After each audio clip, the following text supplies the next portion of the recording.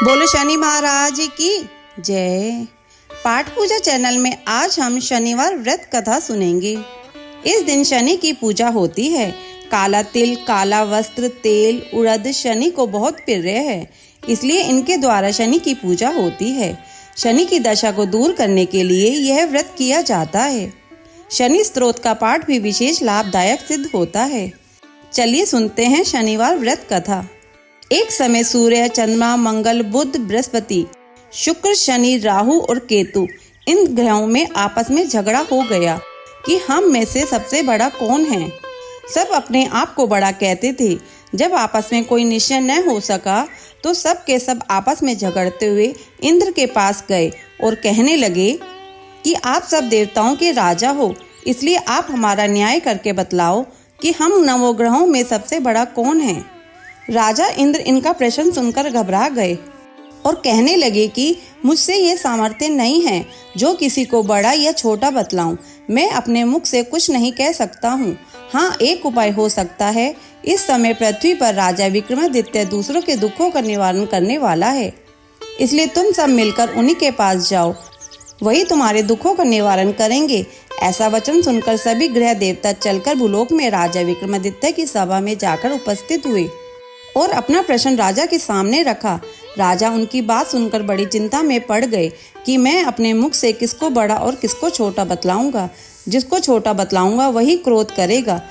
परंतु उनका झगड़ा निपटाने के लिए एक उपाय सोचा कि सोना, चांदी, कांसा, पीतल, शीशा, रांगा, जस्ता, अब्रक और लोहा 9 ग्रहों के 9 आसन बनवाए। सब आसनों को क्रम से जैसे सोना सबसे पहले और लोहा सबसे पीछे बिछाए गए। इसके पश्चात राजा ने सब ग्रहों से कहा कि आप सब अपने अपने सिंहासनों पर बैठिए। जिसका आसन सबसे आगे है वह सबसे बड़ा और जिसका आसन सबसे पीछे है वह सबसे छोटा जानिए, क्योंकि लोहा सबसे पीछे था और वह शनिदेव का आसन था। इसलिए शनिदेव ने समझ लिया कि राजा ने मुझको सबसे छोटा बना दिया। इस पर शनि को बड़ा क्रोध आया और कहा कि राजा, तू मेरे पराक्रम को नहीं जानता। सूर्य एक राशि पर 1 महीना, चंद्रमा 2.25 महीने 2 दिन, मंगल 1.5 महीना, बृहस्पति 13 महीने, बुध और शुक्र 1 महीने, परंतु मैं एक राशि पर 2.5 अथवा 7.5 साल तक रहता हूँ। बड़े बड़े देवताओं को भी मैंने भीषण दुख दिया है। राजन सुनो, राम जी को 7.5 आई तो वनवास हो गया और रावण पर आई तो राम ने लक्ष्मण को सेना लेकर लंका पर चढ़ाई कर दी, रावण के कुल का नाश कर दिया। हे राजा, अब तुम सावधान रहना। राजा कहने लगा, जो कुछ भाग्य में होगा देखा जाएगा। उसके बाद अन्य ग्रह तो प्रसन्नता के साथ चले गए, परंतु शनिदेव बड़े क्रोध के साथ वहां से सिधारे। कुछ काल व्यतीत हो जाने पर जब राजा को 7.5 की दशा आई तो शनिदेव घोड़ों के सौदागर बनकर अनेक सुंदर घोड़ों के सहित राजा की राजधानी में आए। जब राजा ने सौदा करके आने की खबर सुनी तो अश्वपाल को अच्छे अच्छे घोड़े खरीदने की आज्ञा दी। अश्वपाल ऐसी अच्छी नस्ल के घोड़े देखकर और उनका मूल्य सुनकर चकित हो गया और तुरंत ही राजा को खबर दी। राजा उन घोड़ों को देखकर एक अच्छा सा घोड़ा चुनकर सवारी के लिए चढ़ा। राजा घोड़े की पीठ पर चढ़ते ही घोड़ा जोर से भागा। घोड़ा बहुत दूर एक बड़े जंगल में जाकर राजा को छोड़कर अंतर्ध्यान हो गया। इसके बाद राजा अकेला जंगल में भटकता फिरता रहा। बहुत देर के पश्चात राजा ने भूख और प्यास से दुखी होकर भटकते भटकते एक ग्वाले को देखा। ग्वाले ने राजा को प्यास से व्याकुल देखकर पानी पिलाया। राजा की उंगली में एक अंगूठी थी, वह उसे निकाल कर प्रसन्नता के साथ ग्वाले को दे दी और शहर की ओर चल पड़ा। राजा शहर में पहुंचकर एक सेठ की दुकान पर जाकर बैठ गया और अपने आप को उज्जैन का रहने वाला तथा अपना नाम वीका बतलाया। सेठ ने उसको कुलीन मनुष्य समझकर जल आदि पिलाया। भाग्यवश उसी दिन सेठ की दुकान पर बिक्री बहुत अधिक हुई। तब सेठ उसका भाग्यवान पुरुष समझकर भोजन कराने के लिए अपने साथ ले गया।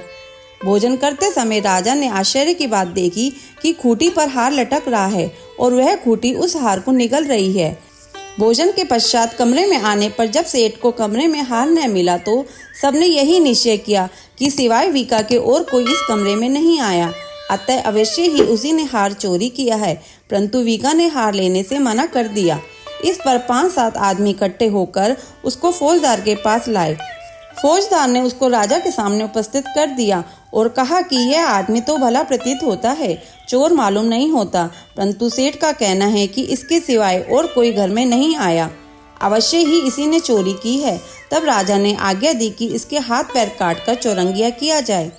राजा की आज्ञा का तुरंत पालन किया गया और वीका के हाथ पैर काट दिए गए। इस प्रकार कुछ काल व्यतीत होने पर एक तेली उसको अपने घर ले गया और कोल्हू पर उसको बिठा दिया। वीका उस पर बैठा हुआ जवान से बैल हाँकता रहा। शनि की दशा समाप्त हो गई। एक रात को वर्षा ऋतु के समय वह मल्हार राग गाने लगा। उसका गाना सुनकर उस शहर के राजा की कन्या उस राग पर मोहित हो गई और दासी को खबर लाने के लिए भेजा कि शहर में कौन गा रहा है। दासी सारे शहर में फिरती फिरती क्या देखती है कि तेली के घर एक चौरंगिया राग गा रहा है। दासी ने महल में आकर राजकुमारी को सब वृत्तांत सुनाया। बस उसी क्षण राजकुमारी ने अपने मन में यह प्रण कर लिया, चाहे कुछ भी हो, मैंने इसी चौरंगिया के साथ विवाह करना है। प्रातःकाल होते ही जब दासी ने राजकुमारी को जगाना चाहा तो राजकुमारी अनशन व्रत लेकर पड़ी रही। तब दासी ने रानी के पास जाकर राजकुमारी के न उठने का वृत्तांत कहा। रानी ने तुरंत ही वहां पर आकर राजकुमारी को जगाया और उसके दुख का कारण पूछा। तो राजकुमारी ने कहा कि माताजी, मैंने यह प्रण कर लिया है कि तेली के घर जो चौरंगिया है उसी के साथ विवाह करूंगी। माता ने कहा, पगली, यह क्या बात कर रही है? तुझको किसी देश के राजा के साथ परणाया जाएगा। कन्या कहने लगी कि माताजी, मैं अपना प्रण कभी नहीं तोड़ूंगी। माता ने चिंतित होकर यह बात राजा को बताई। तब महाराज ने भी आकर यह समझाया कि मैं अभी देश देशांतर में अपने दूत भेजकर सुयोग्य, रूपवान एवं बड़े से बड़े गुणी राजकुमार के साथ तुम्हारा विवाह करूंगा। ऐसी बात तुमको कभी नहीं विचारनी चाहिए। कन्या ने कहा, पिताजी, मैं अपने प्राण त्याग दूंगी, परंतु दूसरे से विवाह नहीं करूंगी। इतना सुनकर राजा ने क्रोध से कहा, यदि तेरे भाग्य में ऐसा ही लिखा है तो जैसी तेरी इच्छा हो वैसा ही कर।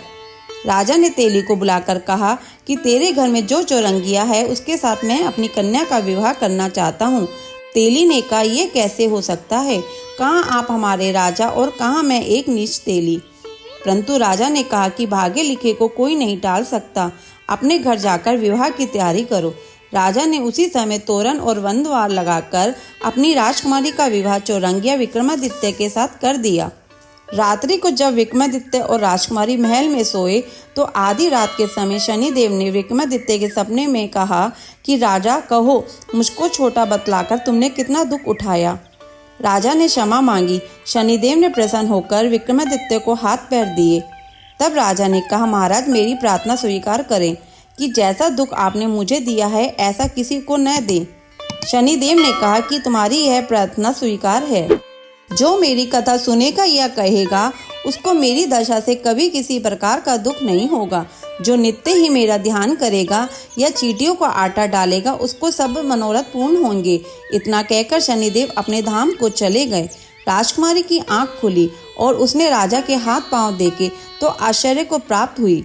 उसको देखकर राजा ने अपना समस्त हाल कहा कि मैं उज्जैन का राजा विक्रमादित्य हूँ। यह बात सुनकर राजकुमारी अत्यंत प्रसन्न हुई। प्रातःकाल राजकुमारी से उसकी सखियों ने पूछा तो उसने अपने पति का समस्त वृत्तांत कह सुनाया। तब सबने प्रसन्नता प्रकट की और कहा कि ईश्वर ने आपकी मनोकामना पूर्ण कर दी। जब उस सेठ ने यह सुनी तो वह विक्रमादित्य के पास आया और राजा विक्रमादित्य के पैरों पर गिरकर क्षमा मांगने लगा कि आप पर मैंने चोरी का झूठा दोष लगाया, अतः आप मुझको जो चाहे दंड दे। राजा ने कहा, मुझ पर शनिदेव का कोप था, इसी कारण यह सब दुख मुझको प्राप्त हुआ। इसमें तुम्हारा कोई दोष नहीं। तुम अपने घर जाकर अपना कार्य करो। सेठ बोला कि मुझे तभी शांति होगी जब आप मेरे घर चलकर प्रीतिपूर्वक भोजन करोगे। राजा ने कहा, जैसे आपकी मर्जी हो वैसा ही करें। सेठ ने अपने घर जाकर अनेक प्रकार के सुंदर भोजन बनवाए और राजा विक्रमादित्य को प्रतिभोज दिया। जिस समय राजा भोजन कर रहे थे, एक अत्यंत आश्चर्य की बात सबको दिखाई दी। जो खूंटी पहले हार निगल गई थी वह अब हार उगल रही है। जब भोजन समाप्त हो गया तो सेठ ने हाथ जोड़कर बहुत सी मोहरें राजा को भेंट की और कहा कि मेरे श्री कन्वर नामक एक कन्या है, उसका परिग्रहण आप करें। इसके बाद सेठ ने अपनी कन्या का विवाह राजा के साथ कर दिया और बहुत सा दान दहेज आदि दिया। इस प्रकार कुछ दिनों तक वहां पर निवास करने के पश्चात विक्रमादित्य ने शहर के राजा से कहा कि अब मेरी उज्जैन जाने की इच्छा है। फिर कुछ दिन के बाद विदा लेकर राजकुमारी मनभावनी सेठ की कन्या श्री कनवरी तथा दोनों जगह के दहेज से प्राप्त अनेक दास दासी रथ और पालकियों सहित विक्रमादित्य उज्जैन की तरफ चले। जब शहर के निकट पहुंचे और पूर्ववासियों ने राजा के आने का संवाद सुना तो समस्त उज्जैन की प्रजा अगवानी के लिए आई। तब बड़ी प्रसन्नता के साथ राजा अपने महल में पधारे। सारे शहर में बड़ा भारी महोत्सव मनाया गया और रात्रि को दीपमाला की गई। दूसरे दिन राजा ने शहर में यह सूचना कराई कि शनिचर देवता सब ग्रहों में सर्वोपरि हैं। मैंने इनको छोटा बतलाया, इसी से मुझको यह दुख प्राप्त हुआ है। इस कारण सारे शहर में सदा शनिचर की पूजा और कथा होने लगी। राजा और प्रजा अनेक प्रकार के सुख भोगती रही। जो कोई शनिचर की इस कथा को पढ़ता या सुनता है, शनिदेव की कृपा से सब दुख दूर हो जाते हैं। शनिवार की कथा को व्रत के दिन अवश्य पढ़ना चाहिए। ओम शांति, ओम शांति, ओम शांति। कथा संपूर्ण। अगर आपको ये कथा सुनना अच्छा लगा हो तो इसे लाइक करके शेयर करें। चैनल पे नए हो तो सब्सक्राइब करें।